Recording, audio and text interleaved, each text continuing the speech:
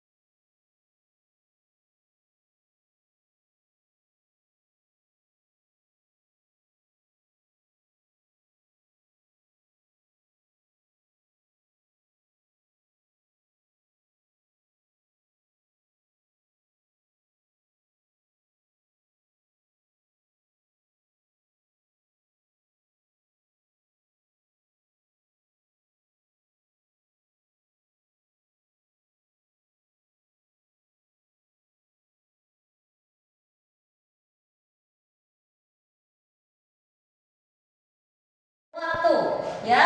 Yang kedua, melaksanakan piket kelas meskipun bukan jadwal kalian piket. Kalau kamu patuh pada piket kelas ini, kamu harus membantunya. Berdoa sebelum dan sesudah belajar ya. Terus berpakaian rapi, bersikap sopan dan santun, menjaga kebersihan bukan kelas saja tapi lingkungan sekolah, mendengarkan guru ketika menerangkan. Nah, inilah merupakan kesepakatan kelas 9B. Kalau sudah ini menjadi keyakinan kelas, berarti kamu harus berusaha melaksanakan sebaik mungkin. Ya, nah, ini sudah keyakinan kelas kamu. Tentunya kamu ibu harapkan dapat melakukannya sebaik mungkin.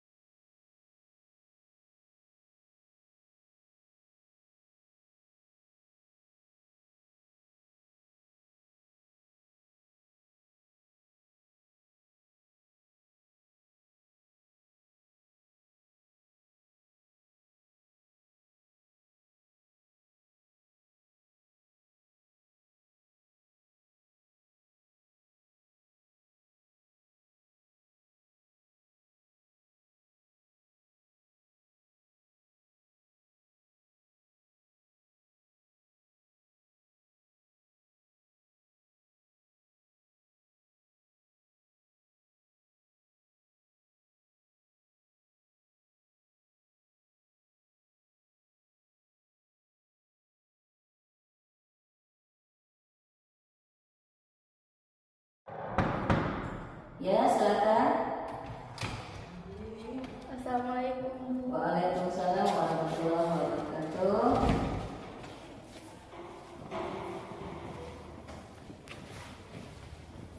Ya, silakan Dr. Fitria. Jangan takut ya. Bagaimana kabarnya? Baik. Baik. Sehat, Nak? Sehat. Masih semangat? Masih semangat.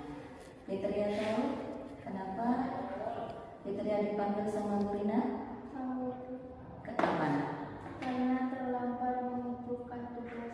Karena terlambat mengumpulkan tugas, ya Nak ya. Nah, terlambat mengumpulkan tugas itu menurut Fitria merupakan perbuatan baik atau tidak? Tidak, tapi tidak apa-apa. Setiap manusia itu pernah melakukan kesalahan, termasuk Bu Rina juga. Pada saat sekolah, Bu Rina juga pernah tidak mengerjakan tugas atau PR. Enak ya?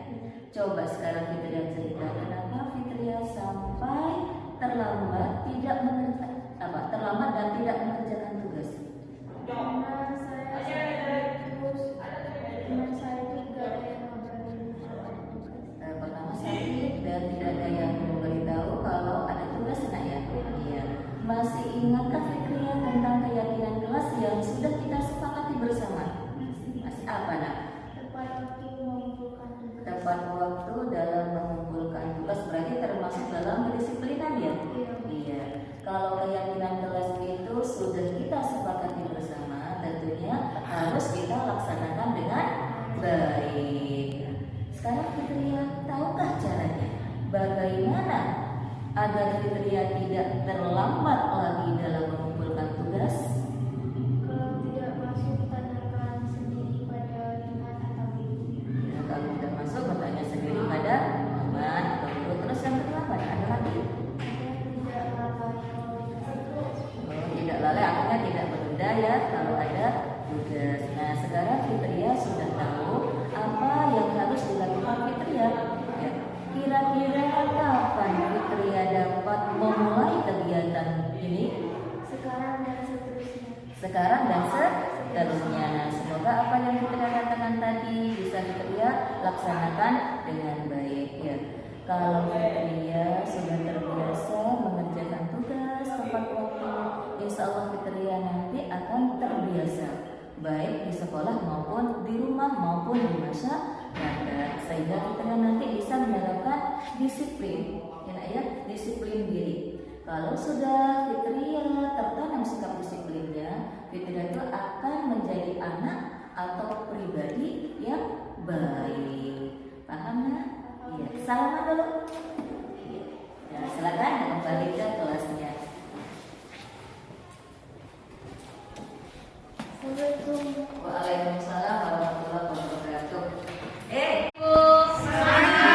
Alhamdulillah, semoga semangat kita masih tetap kuat. Dan pada pagi hari ini saya akan memaparkan tentang tugas kami di calon guru penggerak modul 1, tepatnya modul titik 1 tentang budaya positif. Sebelum saya memaparkan, Assalamualaikum warahmatullahi wabarakatuh. Waalaikumsalam warahmatullahi wabarakatuh. Yang saya hormati Ibu Kepala SMP Negeri 1 Galis, yang saya hormati Bapak dan Ibu guru yang telah meluangkan waktunya untuk memenuhi undangan kami dalam mensosialisasikan budaya positif ini. Pertama-tama, marilah kita panjatkan puji dan rasa syukur kehadirat Allah Subhanahu wa Ta'ala, karena kita masih diberi kesempatan untuk berkumpul di tempat ini dalam keadaan sehat walafiat.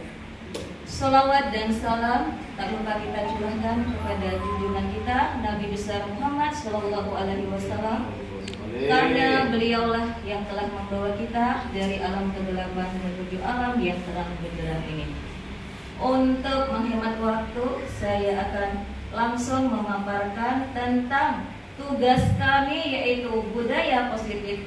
Kebetulan budaya positif ini merupakan tugas akhir dari kami modul 1, tepatnya modul 1.1.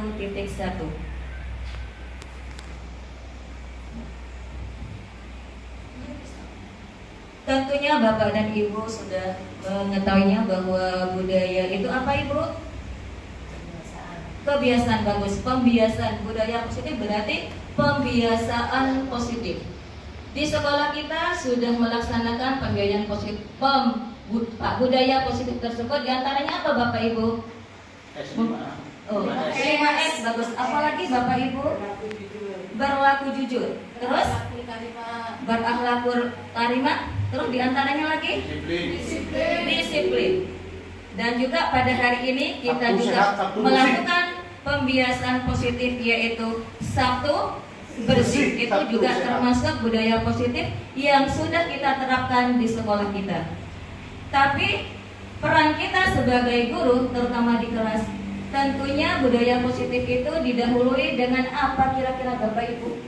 Untuk menciptakan budaya positif di kelas, karena peran kita sebagai guru yang mengajar di kelas, tentunya didahului dengan apa Bapak Ibu? Mungkin Bapak Ibu dari niat memberi contoh. Bagus. Dari niat Bapak Ibu sendiri untuk memperlakukan budaya positif. Ya. Baik Bapak Ibu, saya akan memaparkan sedikit bahwa budaya positif nama lainnya adalah pembiasaan positif. Untuk mewujudkan budaya positif, peran guru di kelas dapat dilakukan dengan membuat kesepakatan kelas bersama yang kita bentuk atau yang kita lakukan antara murid dengan guru. Kebetulan di sini saya sebagai wali kelas 9B, saya bentuk kesepakatan kelas itu di dalam kelas khusus kelas 9B. Dan juga dengan memberikan atau membuat kesepakatan kelas, memberikan kesadaran pada murid untuk menanamkan motivasi dalam diri yang dikenal dengan motivasi intrinsik. Jadi di sini Bapak Ibu, motivasi itu ada dua macam. Motivasi intrinsik yaitu motivasi yang bersumber dari dalam diri kita sendiri atau diri anak itu sendiri. Yang kedua, motivasi ekstrinsik, motivasi yang diberikan oleh orang lain. Sebagai contoh untuk motivasi intrinsik itu Bapak Ibu, misalnya kita memberikan tugas kepada anak itu melaksanakannya dengan baik, dengan penuh rasa tanggung jawab. Itulah yang dikatakan motivasi intrinsik, motivasi yang bersumber pada diri kita sendiri atau pada diri murid itu sendiri. Sedangkan motivasi ekstrinsik, motivasi yang diberikan oleh orang lain, terutama di sini guru atau bisa teman di kelasnya. Sebagai contoh seperti ini, misalnya si A tidak mengerjakan tugas atau malas-malasan mengerjakan tugas, kita sebagai guru harus menuntunnya. Bapak Ibu jangan dimarahi, menuntunnya, membimbingnya sampai anak itu memiliki motivasi untuk mengerjakan tugas. Dan yang kedua, budaya positif itu bisa kita lakukan dengan melakukan keyakinan kelas. Itu ada hubungannya dengan tadi apa? Dengan kesepakatan kelas. Jadi disepakati dulu. Kesepakatan kelas itu disepakati dulu. Kita ajak murid kita itu melakukan diskusi. Terus setiap murid itu Bapak Ibu menulis dalam suatu kertas kecil. Nanti akan saya tunjukkan bagaimana caranya. Apa yang mereka inginkan, sehingga mereka nantinya dapat belajar tanpa paksaan, merasa senang dan melakukan tanggung jawabnya sebagai murid dengan baik. Gitu. Terus pada kesempatan ini juga saya akan melakukan kepada murid yang melakukan kesalahan, diantaranya misalnya terlambat datang ke sekolah, dengan melakukan pendekatan yaitu segitiga restitusi. Di mana guru menerapkan segitiga restitusi ini yaitu untuk menciptakan kondisi yang mengajarkan murid mencari solusi dan bertanggung jawab terhadap perilakunya serta mengontrol perilaku murid sehingga murid tidak merasa dihakimi, marah ataupun malu. Gitu. Berikutnya juga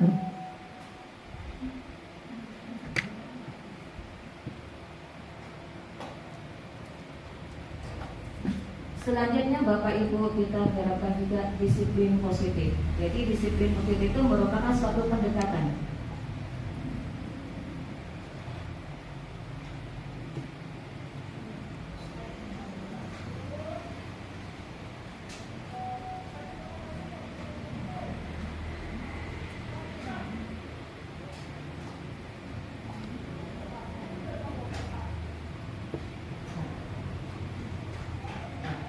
disiplin positif. Yang kedua, disiplin positif Bapak Ibu. Disiplin positif tersebut merupakan pendekatan mendidik murid untuk melakukan kontrol diri dan pembentukan kepercayaan diri. Disiplin positif menanamkan motivasi untuk menjadi orang yang mereka inginkan dan menghargai diri sendiri dengan nilai-nilai yang mereka percaya tanpa pengaruh adanya hukuman atau hadiah, sehingga berpengaruh pada motivasi intrinsik yang berdampak jangka panjang. Nah, dengan adanya budaya positif tersebut nanti akan berujung ke disiplin positif yang diterapkan oleh anak.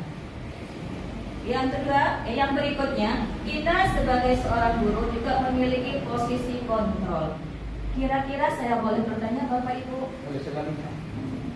Kira-kira kita berada di posisi kontrol yang mana? Kalau kita di sini ada 5 posisi kontrol bagi guru, sebagai penghukum, sebagai pembuat rasa bersalah pada anak, sebagai teman, sebagai pemantau, dan sebagai manajer. Kira-kira posisi kita sebagai sebagai teman. Yang kedua, berikutnya mungkin ada Bapak dan Ibu mempunyai posisi kontrol yang lain. Fasilitator ada. Sebagai penghukum. Nah, ya. Coba yang pertama sebagai penghukum. Ini sebetulnya tergantung dari duduk permasalahan anak Ibu. Bapak perhatikan. Penghukum. Saya tadi dengarnya penghukum. Penghukum. Jadi kita menjadi Penghukum. Posisi kontrol guru sebagai penghukum. Yang kedua sebagai pembuat rasa bersalah. Yang ketiga sebagai teman. Yang keempat sebagai pemantau. Dan yang terakhir adalah sebagai manajer. Ada yang menjawab Ibu Tafib, yaitu posisinya sebagai teman bagi murid kita. Terus mungkin Bapak Ibu yang lain jadi sebagai pemantau. Yang berikutnya sebagai ya, semuanya benar. Tapi yang saya pelajari Bapak Ibu, kita selaku seorang guru ya, kalau tadi sebagai teman, ini kan boleh kita sebagai teman, kita menganggap anak kita sebagai teman, ya, biar mereka merasa enak bila kita tanyakan misalnya ada permasalahan, dia terbuka. Tapi ini kalau pada kondisi tertentu, misalnya di daerah yang yang fanatik terhadap posisi kotor kulit sebagai teman, itu ada sisi negatifnya. Pertama, bisa anak itu menjadi kurang hormat. Nah, itu salah satunya. Yang kedua, karena kita misalnya di kondisi tertentu tuh, di lingkungan kita tuh terlalu fanatik, dia tidak boleh untuk posisi kita sebagai teman. Karena tadi kurang hormatnya terhadap guru. Dan juga kalau fanatik kan misalnya anak laki-laki dengan seorang ibu perempuan itu harus memiliki jarak. Itu yang pernah saya terima Bapak Ibu. Yang paling tepat Bapak Ibu, kita sebagai manajer. Iya. Sebagai manajer itu kita bisa membimbing anak-anak, bisa memperlakukan anak-anak dan sebagainya. Berikutnya 5 kebutuhan dasar murid. Tentunya kita selaku guru melihat perilaku murid yang bermacam-macam di dalam kelas. Sebetulnya perilaku murid itu didasari oleh kebutuhan dasar mereka. Misalnya pertama tentang bertahan hidup, yang kedua kasih sayang dan rasa diterima, penguasaan, kebebasan dan kesenangan.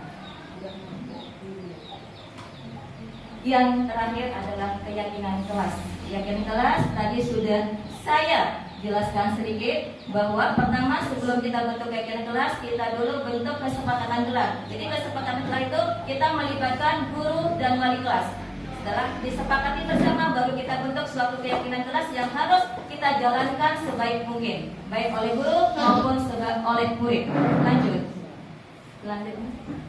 Next. Segitiga restribusi inilah yang paling penting. Ini sangat membantu bagi tugas kita. Jangan kita tergantung pada Kita sebagai guru harus bertindak langsung, bertindak cepat bila menemui suatu masalah pada murid. Di mana pada segitiga restitusi itu ada 3 poin. Yang pertama tentang menstabilkan identitas. Yang kedua, mengingatkan keyakinan kelas. Yang ketiga, validasi tindakan yang salah. Jadi pada segitiga restitusi itu ada kata kunci yang harus kita tanyakan pada murid, sehingga murid itu bisa menemukan solusi dari permasalahan yang mereka hadapi. Guru sebagai penyejar saja dalam hal tersebut. Demikian Bapak Ibu pemaparan dari saya. Mudah-mudahan apa yang saya sampaikan ini bisa bermanfaat, dan mohon maaf jika banyak kekurangannya. Saya akhiri. Assalamualaikum warahmatullahi wabarakatuh. Waalaikumsalam warahmatullahi wabarakatuh.